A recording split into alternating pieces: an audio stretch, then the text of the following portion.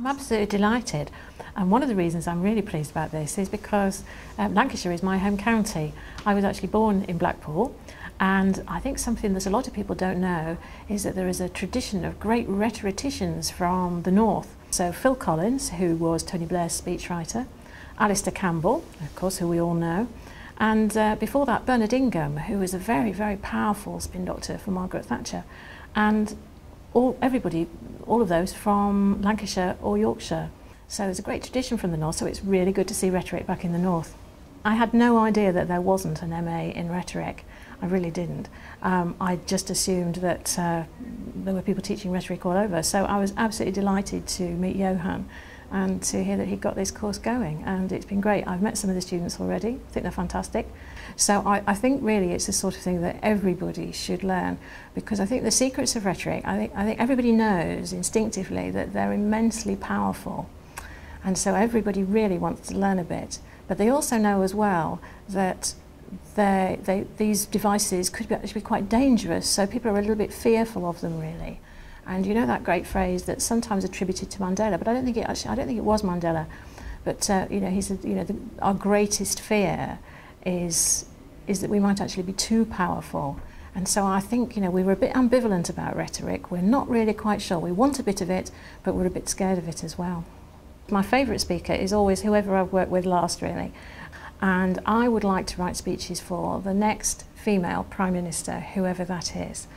And the reason for that is because I think that women face particular challenges in rhetoric and speaking, and they haven't really got much of a role model. I don't think anybody could repeat the example of Margaret Thatcher. You know, time has moved on. It just wouldn't work. And there's a lot of criticism about women speakers, but they have natural assets. Women are really good communicators, make really good connections with people. So I'd like to do some work with the next female Prime Minister. She may need a bit of help. Our favourite speech. I think there's a whole series of speeches that I feel quite proud of, really, is that I worked on 5 Chancellor's budget speeches in a row, and that was a tremendously exciting thing to do. You're right at the heart of what's happening in government. You're privy to all sorts of secrets. There's all sorts of horse trading going on right up to the last minute as all the various budget deals are all made between the different departments. It's very much a committee job, because it has to be, because it's such a big event. But working on 5 of those in a row was probably one of the things that I look back on and feel very proud about. Yeah, and the other there was another series of speeches that I worked on.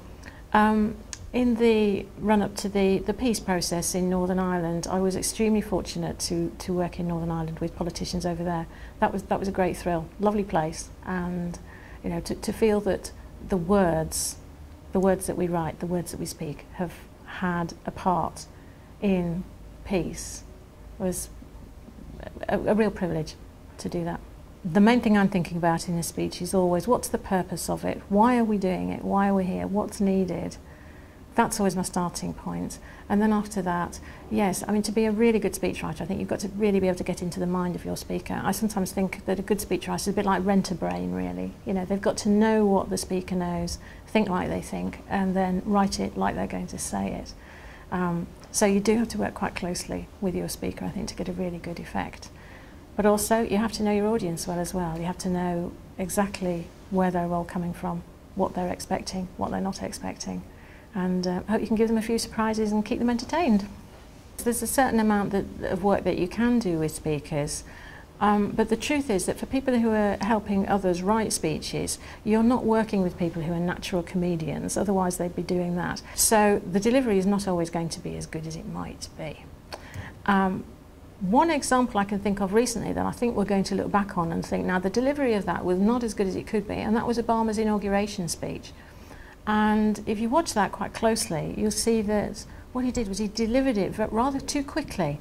So if you could look at his script and see that he was obviously working to do a 20-minute speech, but he'd really finished it by about 17 minutes. And the whole effect was a bit rushed, and it meant that the audience couldn't really hear it. They couldn't really grasp what was going on.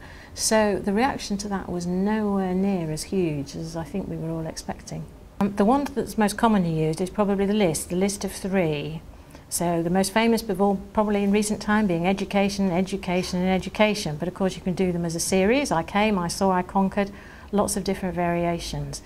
The trouble with that is it tends to be a bit overused. So what I'm really looking for is not to use one particular device. I'm looking for a whole mix to get a good balance within a speech. No, and I don't think I have any one particular favourite. There's just too many to choose from. Oh, I've made mistakes. I've got to that stage in life now where people call me an expert, and an expert is simply somebody who's made every mistake that can possibly be made about a subject. So if there's a mistake in rhetoric, I've made it, certainly. I'm sure this particular group are already quite some way on in their careers, and they won't make some of the same mistakes that I have. Probably one of the best worst mistakes, depending on which way you look at it, was my speaker went to go and give a speech when we hadn't actually written it all. So he was standing in the House of Commons orating his speech, giving his speech, but we hadn't written the end. So I was there behind the scenes writing the end of the speech and had to get somebody to run in with the speech. And my dear speaker just held his hand out and very calmly waited for this piece of paper to arrive, and he slotted it behind his draft and carried on speaking. So that was probably one of my hairiest moments, I think, in speaking. I think Gordon Brown, as an opposition politician, was unmatched in some of his speeches. He could speak for the underdog, particularly, in a way that I think was terrific. And what we're seeing now with Obama, who we think of as being a tremendous orator, is that in fact he's not being so effective at getting his policies through because he hasn't got the technique of using speeches for political change as such. So I don't think it's really quite clear-cut as one's good and one's bad.